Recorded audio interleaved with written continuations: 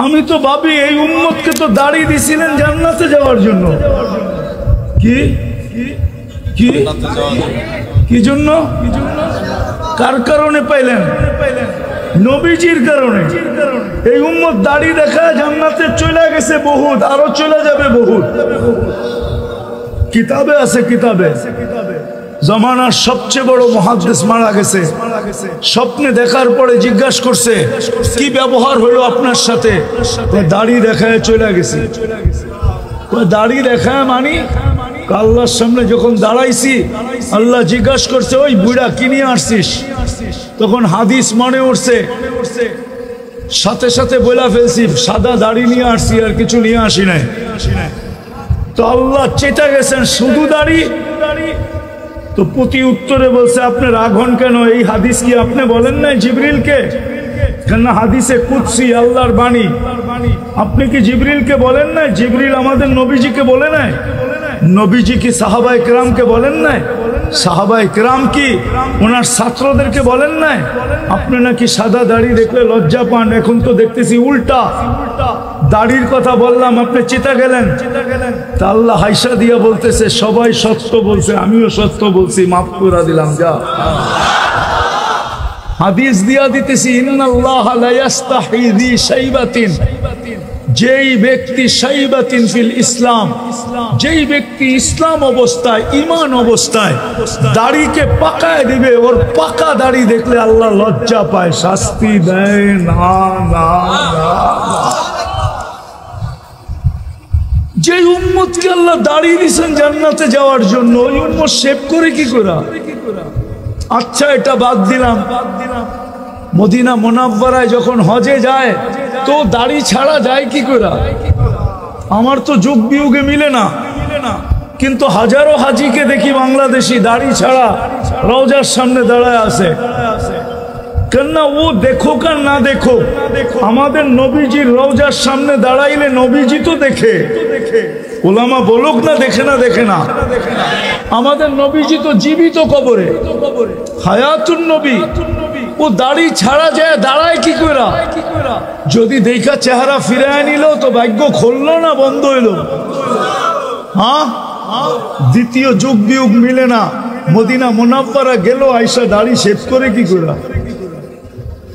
যাকে আল্লাহ রসুল দেখলো দাড়ি শেভ করে কি করা? তো যেটা বুঝাইতেছিলাম মেরে দোস্ত, দাবি তো করি আল্লাহকে ভালোবাসি, কিন্তু প্রমাণ কি? কালকে এই চেহারাটা কি করে দেখাবো আল্লাহকে? বলেন প্রমাণ কি আপনার কাছে যে আপনি আল্লাহকে ভালোবাসেন? কি প্রমাণ? সবকিছু বাদিয়ে দিলাম, একটার উপরে শেষ করে দিতেছি। সবকিছু বাদিয়ে দিলাম, প্রমাণ হয়তো যদি আল্লাহকে ভালোবাসেন আপনি, প্রমাণ হয়তো একটা, প্রমাণ হয়তো ডেলি 5 বার আল্লাহ আমাদেরকে ডাকেন। কয়বার?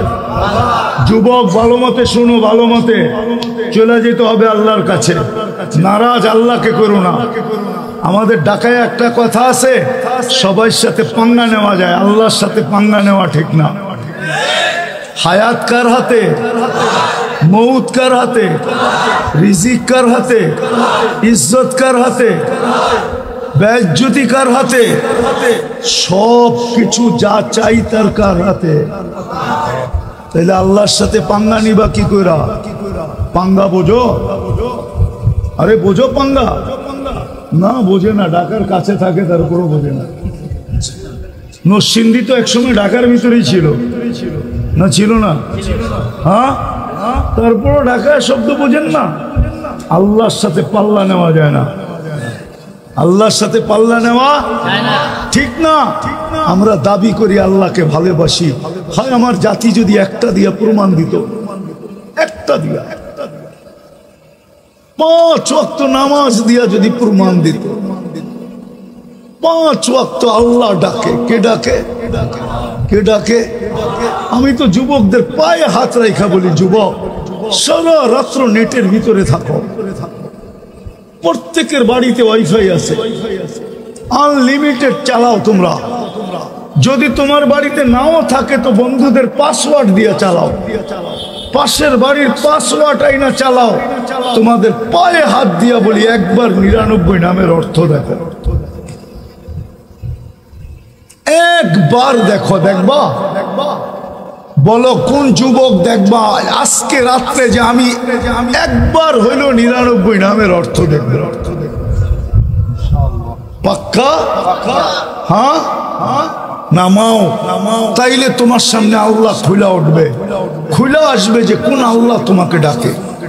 শুধু আল্লাহ ডাকে না, রহমান ডাকে, রহিম ডাকে, মালিক ডাকে, কুদ্দুস ডাকে, সালাম ডাকে, মুমিন ডাকে, মুহাইমিন ডাকে, আজিজ ডাকে, জব্বার ডাকে, মুতাকাব্বিরুল খালিকুল বারিউল মুসাব্বিরুল গফফারুল কহ্হারুল ওয়াহ্হাবুর রাজ্জাকুল ফাত্তাহুল আলিমুল কাবিদুল বাসিতুল খাফিদুর রাফিউল মুইজ্জুল মুদিল্লুস সামিউল বাসিরুল হাকামুল আদলুল লতীফুল খবীরুল হালিমুল আযীমুল গফুরুল শাকুরুল আলিয়ুল কবীরুল হাফিজুল মুকিতুল হাসিবুল জলিলুল করিমুর রকিবুল